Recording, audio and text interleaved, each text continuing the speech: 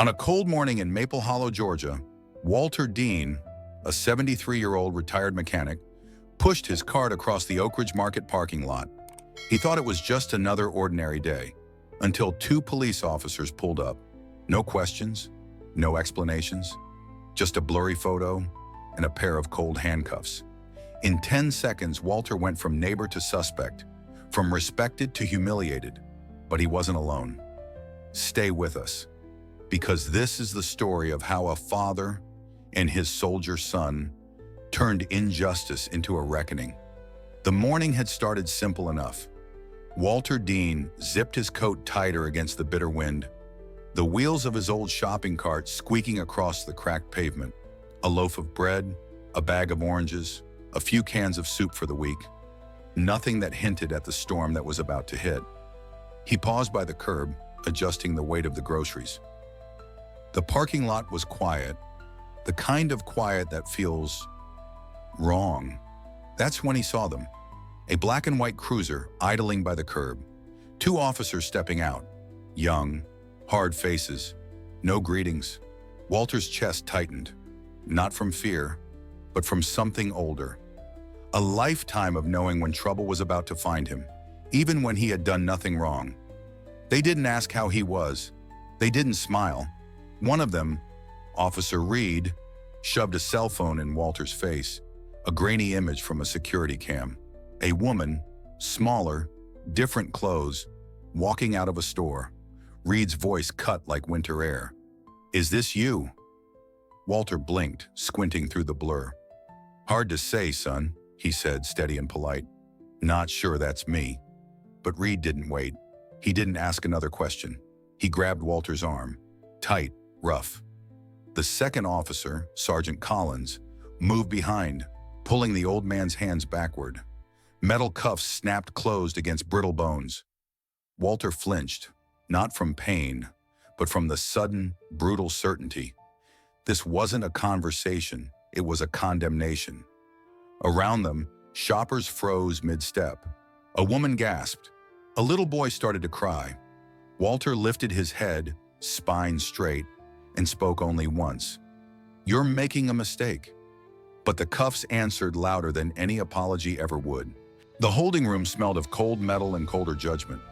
Walter Dean sat straight on a plastic chair, wrists bruised from the cuffs, groceries still rolling on the floor outside the interrogation room. Officer Reed paced in front of him, jaw tight, badge gleaming under the harsh fluorescent lights. "Save us the trouble, old man. Confess. We know it was you." "I've stolen nothing, son. You got the wrong man. But facts didn't matter here. Not today." Officer Reed slammed a blurry photo on the table again. "Witness says you drove off in a silver Camry." He barked. Walter raised one eyebrow. "I drive a blue Buick. Been driving it for 20 years. You're welcome to check." But Reed wasn't listening. Every minute stretched like a taut rope ready to snap. Sergeant Collins leaned in from the doorway, eyes unsure, but he said nothing. The chain of command was in motion, and Walter Dean was caught in its gears. "Call my son." "Yeah? What's he gonna do? File a complaint?" "Worse." For a moment, just a heartbeat, Reed hesitated. Something in Walter's voice, something calm and dangerous, felt wrong. But arrogance is a stubborn thing, and Officer Reed waved it off. They processed Walter like a number on a file, took his belt, his shoes, even his dignity, locked him in a cell built for criminals, not men who spent a lifetime building honest work with calloused hands. What they didn't know was that Walter Dean hadn't raised a man who waited quietly. The fluorescent lights buzzed overhead. Walter Dean sat on a cold metal bench, wrists still aching, back stiff against the cinder block wall. He hadn't moved much. Dignity sometimes weighs heavier than iron. And then the station doors swung open, not with chaos, not with shouting, but with the cold, heavy certainty of a storm about to break. Captain Marcus Dean, Green Beret, 4 tours, a man who had spent his life fighting battles in deserts, jungles, and mountains. And now he had come home to fight for his father. He didn't shout. He didn't need to. His presence filled the room like a rising tide, silent but unstoppable. "Where is my father? You must be the son she..." He kept bragging about, "I'm the son who's about to bury this station. If you don't start talking."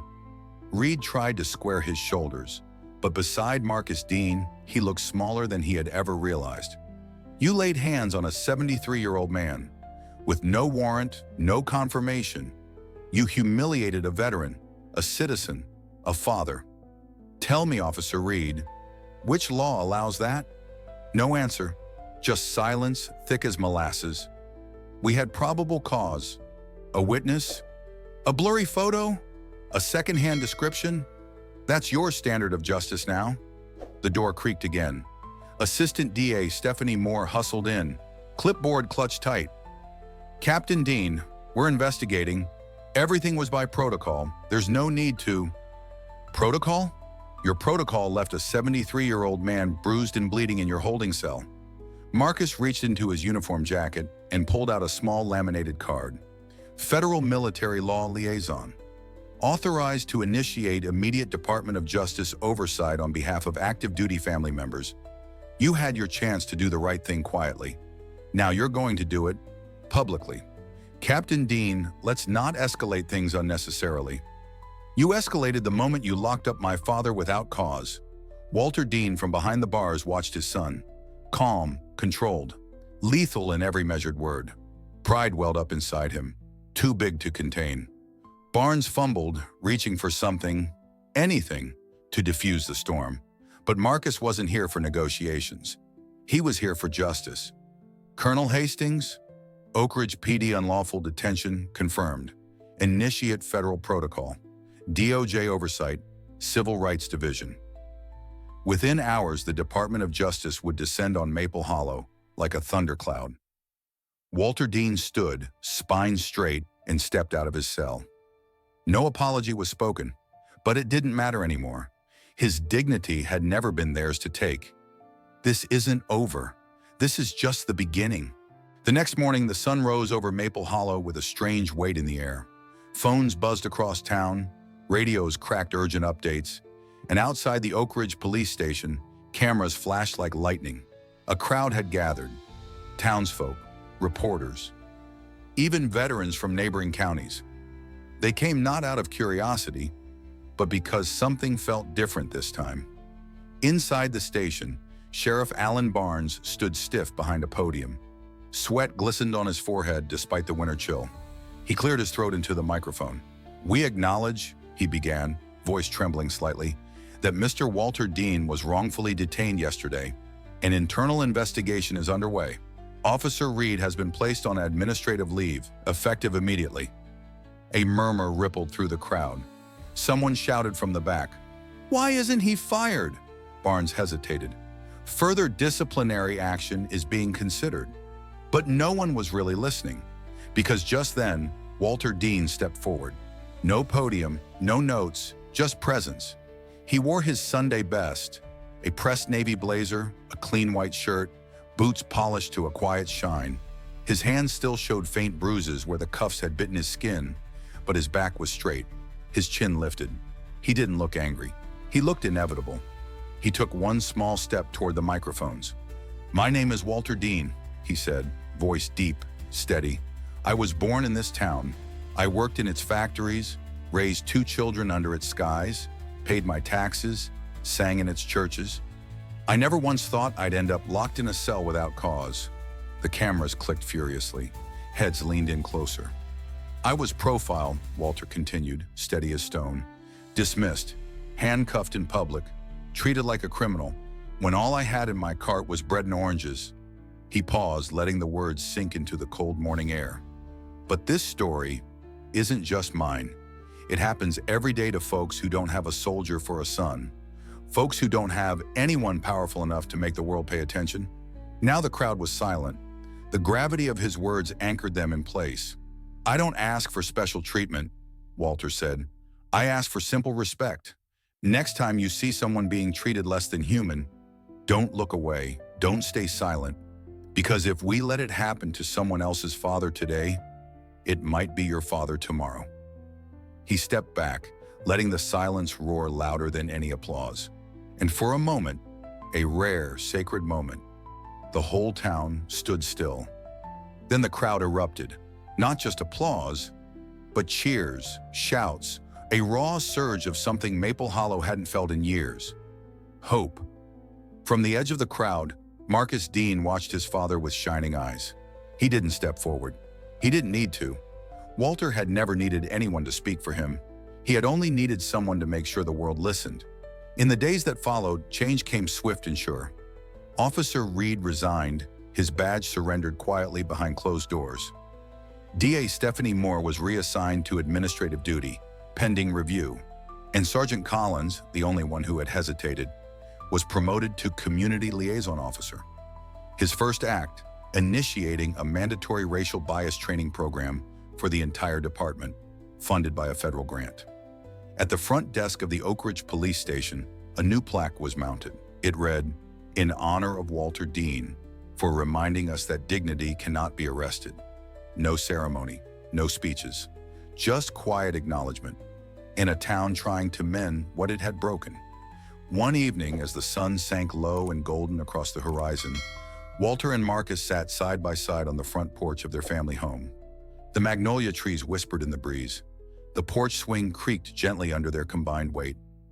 Marcus looked over at his father, the fading bruises on Walter's wrists visible in the soft light. "You all right, Dad?" Walter smiled, slow and proud. "I am now." Marcus chuckled. "You know," he said, "I've been in combat zones easier than dealing with that sheriff." Walter laughed, a deep, rich sound that rolled through the dusk. "Maybe next time," he said. "Send the Air Force."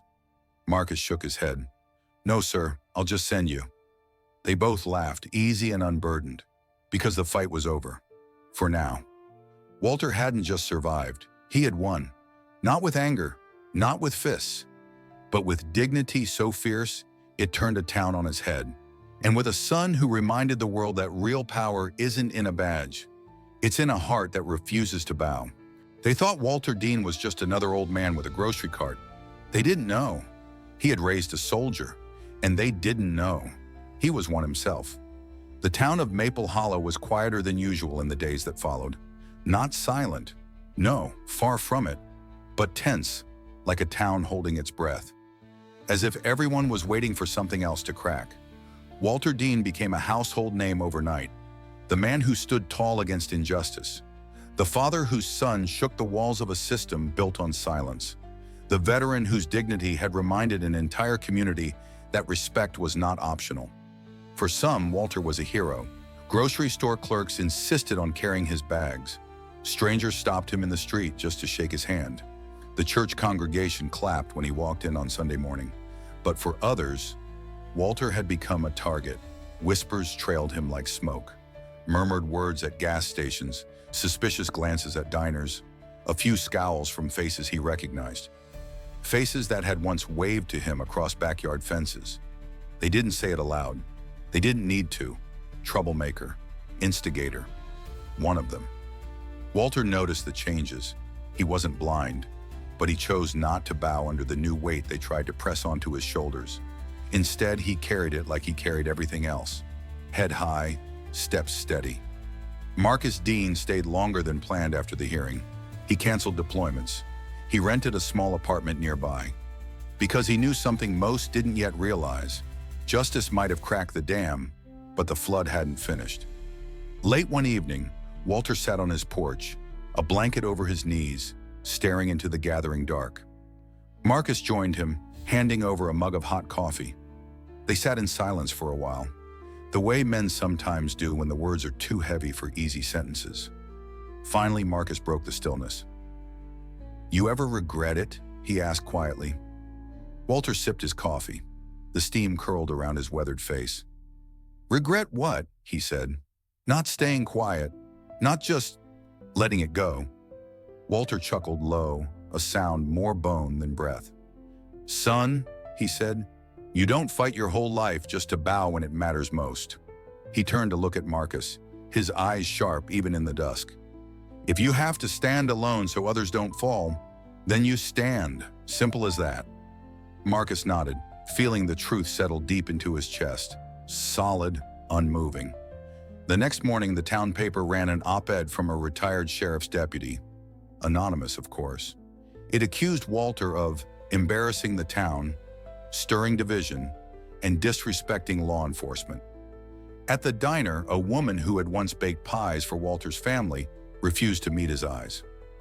The hardware store clerk, once so friendly, now rang up his purchases in silence. The line between justice and resentment was thinner than anyone wanted to admit. Marcus saw it all. He felt it in the way people spoke to him, with careful politeness, the kind reserved for explosives. And then came the letters. At first, just one or two. Thin white envelopes slid under the door of Walter's home. No return address, no signature. Words scribbled in angry ink. You should have kept your mouth shut. Maple Hollow don't need your kind making trouble. Marcus burned the first few without showing his father. But Walter wasn't a fool. You can't shield me from the world, son, he said one night, catching Marcus slipping a torn envelope into the fireplace. Marcus stared into the flames. I can try, he muttered. Walter smiled, tired but proud. You gave me back my voice, he said. Don't take it from me now. The news spread beyond their little town. National outlets picked up the story. Cable news anchors debated the Walter Dean incident between coverage of wars and elections. Pundits argued about race, justice, policing, and patriotism from polished studios thousands of miles away. But none of them saw Walter's bruises. None of them felt the way the town's temperature had dropped around him. They didn't see the price dignity demanded once the cameras left. One night, a brick shattered the front window. Marcus was faster than the fear, rifle drawn, heart pounding. But the street was already empty. On the brick, a crude message in spray paint. Stay quiet next time. Walter swept the glass from the porch with slow, deliberate strokes. When Marcus came out, rage barely leashed under his skin. Walter simply said, Anger makes you reckless. Steady hands win longer fights. It was harder for Marcus to stay steady than it was for Walter.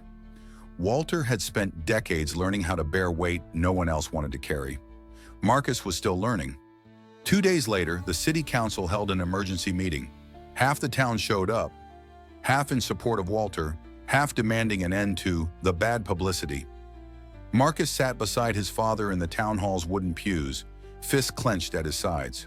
One councilman, a man who had once coached Marcus in Little League, stood up and said, Mr. Dean, we appreciate your service to the community, but maybe it's time to move on. Let's heal. Let's stop reopening wounds. Walter didn't blink. He stood, his voice clear and unshaking in the dusty room. Wounds don't heal when you cover them up and pretend they're not bleeding, he said. They heal when you clean them out, when you face what caused them. There was silence, sharp, painful silence, and then a slow clap. One man in the back row, then another, then half the room. Applause that started uncertain, but grew stronger, because deep down, even those who resisted knew. Walter Dean had forced them to look in the mirror. Whether they liked what they saw was their burden to bear. That night, as Marcus drove his father home through quiet streets, he glanced over. Walter stared out the window, hands loose in his lap. You know they're never going to put up a statue of you, Marcus said, half joking, half sad. Walter smiled faintly. Good, he said. I don't want to be made of stone. I want to be remembered as a man who stood when it counted. And in the gathering dark, as the stars blinked awake over Maple Hollow, Marcus realized something. The real monuments aren't built out of marble or metal. They're built out of choices. And Walter Dean had carved his legacy, steady and unbreakable, into the soul of a town. One painful, necessary choice at a time. Spring came slow to Maple Hollow that year. The magnolia trees bloomed later than usual, their white petals trembling under uncertain skies. It felt almost symbolic, like the town itself was still deciding whether to blossom or wither. But change, once ignited, is hard to smother. A week after the city council meeting, a group of veterans, old, young, black, white, gathered outside the courthouse steps. They weren't holding flags, they weren't shouting. They just stood there, shoulder to shoulder, their presence louder than any chant. Walter and Marcus heard about it from a neighbor. At first, Walter didn't want to go. He wasn't seeking spectacle. He wasn't craving attention. But Marcus placed a firm hand on his father's shoulder. "You stood for them," he said quietly. "Let them stand for you." So they went. The sight took Walter's breath away. Dozens of men and women, many wearing faded service caps, worn uniforms, medals pinned to battered jackets, standing at silent attention. Some saluted when Walter approached. Some just nodded. Some had tears streaming down weathered faces. No speeches were made, no media circus, just solidarity. It was the most honest salute Walter Dean had ever received, and it was just the beginning. Within days, signatures flooded into the town clerk's office. A petition demanding mandatory community policing reforms, bias training, an independent civilian review board for police misconduct cases. More than half the town signed it. People who had once turned away in the supermarket now knocked on Walter's door, heads bowed, voices thick with regret.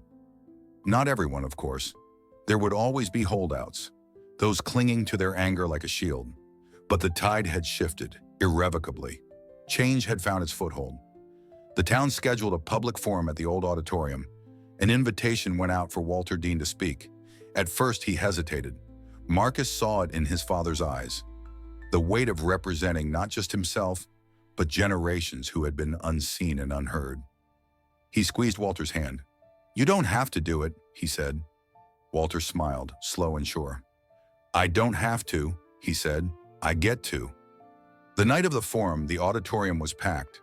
Every seat taken, people standing along the walls, crowding into the aisles. There were no TV cameras, no grand stages, just a creaky wooden podium and a town holding its breath. Walter Dean walked slowly to the front, each step steady as a drumbeat. He didn't bring notes. He didn't need them. He spoke from somewhere deeper.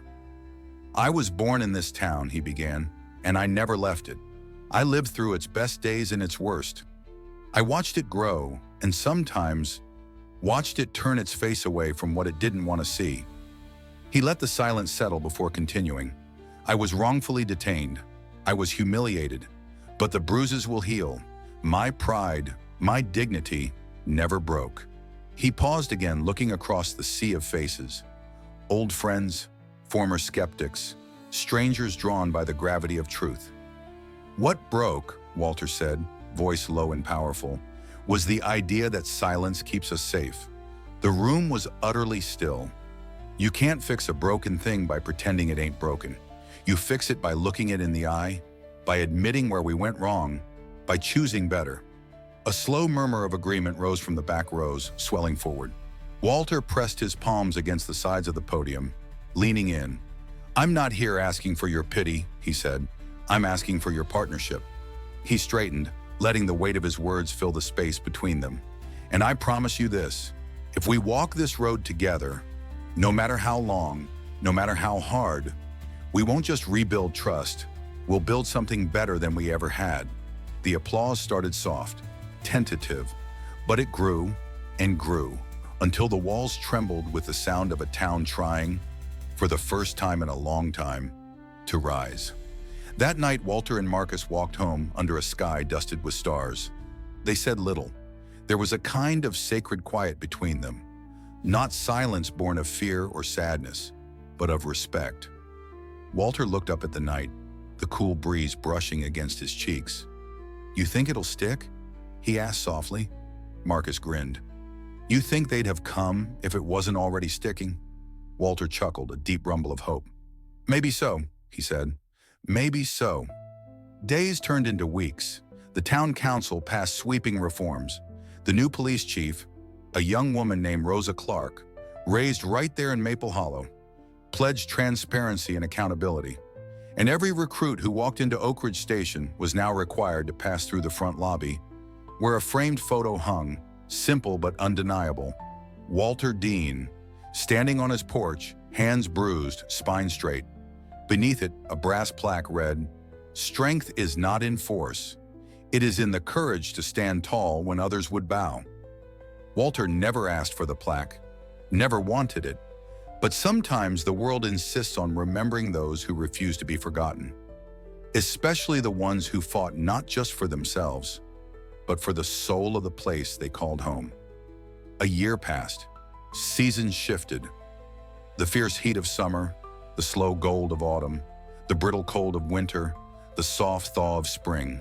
And with them, Maple Hollow shifted too. It didn't happen overnight. True change never does.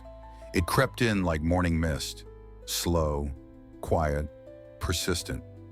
The town's sidewalks were busier. The diners served new faces, sitting beside old ones.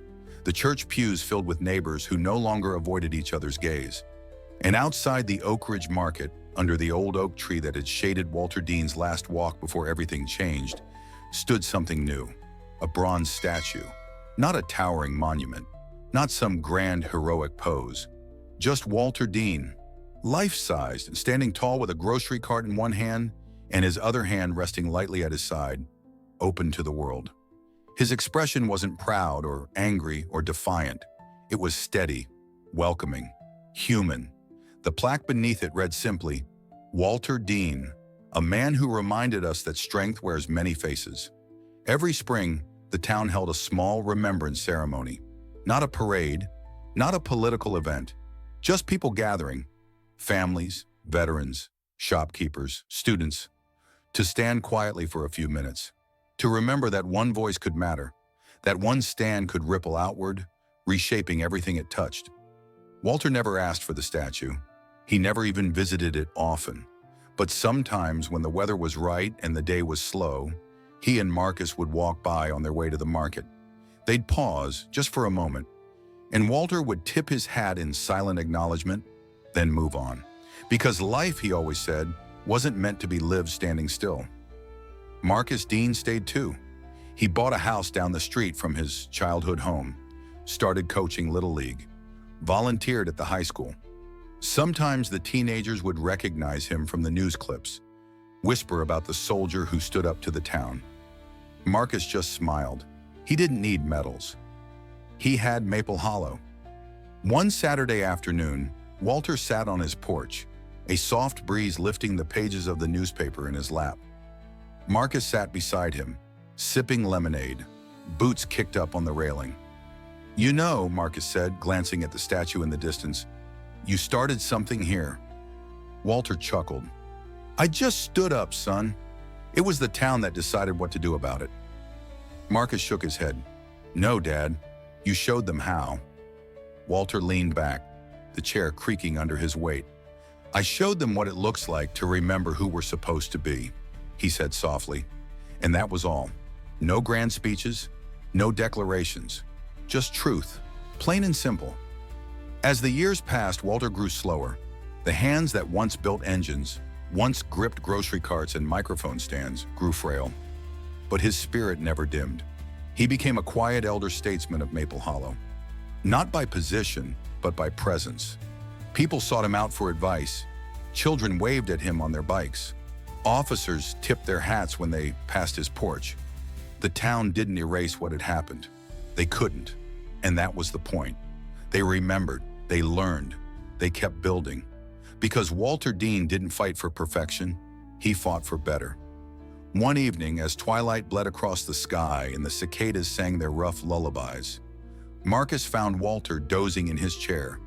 The old man's chest rose and fell in slow, even breaths. The newspaper slid from his lap to the porch floor. Marcus smiled, heart full. This was the legacy Walter had built. Not just a plaque, not just a statue, but a life lived loud enough, right enough, that it echoed even in the quiet. He pulled a blanket over his father's shoulders, careful not to wake him. Then he sat back, looking out over Maple Hollow, a town that had broken and healed and grown stronger in the scars. A town that would always carry Walter Dean's footprints worn deep into its soul. And somewhere, beyond the stars blinking awake, beyond the edges of the town he loved, Walter Dean's story whispered into the wide-open world. Strength isn't loud, courage isn't easy, and real change doesn't come with rage. It comes with a man who refuses to bow when standing is hardest. It comes with a father who taught his son that dignity is worth fighting for. It comes with a son who remembered that lesson when the world needed it most. It comes, still, Every day, someone chooses not to look away. And long after the newspapers faded and the TV cameras moved on, Maple Hollow still remembered. Because Walter Dean had shown them that history isn't just something that happens in big cities, under marble domes, with loud speeches. Sometimes it happens in small towns. Sometimes it happens with old men and grocery carts. Sometimes it happens when someone stands tall and refuses to sit down. And so the story of Walter Dean does not end with applause. It does not end with statues or ceremonies or even laws changed. It ends on Usarn and begins in every small moment when someone chooses to stand tall, when someone refuses to bow to fear, to injustice, to silence. Walter Dean showed Maple Hollow, and all of us, that real strength isn't measured by fists or badges. It's measured by how we treat the unseen, the unheard, the underestimated. His legacy isn't made of stone, it's made of choices, of courage in the face of quiet cruelty, of dignity held tighter than any handcuffs could bind. Because in the end, justice isn't something granted from above. It's something built, painfully, stubbornly, beautifully, by people who refuse to let wrong become normal. The lesson Walter left behind is simple, but heavy. When the world tries to shrink you into silence, stand taller. When it demands you look away, look closer. When they tell you it's not your problem, make it yours. Because true change begins, always, with one ordinary person who decides that dignity is worth the fight. And sometimes, that's all it takes. One cart, one stand, one man, to remind the world, strength wears many faces, and justice belongs to us all. If this story touched your heart, if it made you think a little deeper about courage, dignity, and the quiet battles we fight every day, then stay with us. There are so many more stories like Walter Dean's, stories of ordinary people doing extraordinary things, stories that remind us who we are and who we can be. If you believe the world needs more voices standing tall, not louder but braver, please consider liking this video, subscribing to the channel, and sharing this story with someone who needs it. Because change starts with one stand, and maybe you're the next one. Thank you for listening, and until next time, stay strong, stay kind, and never ever stay silent.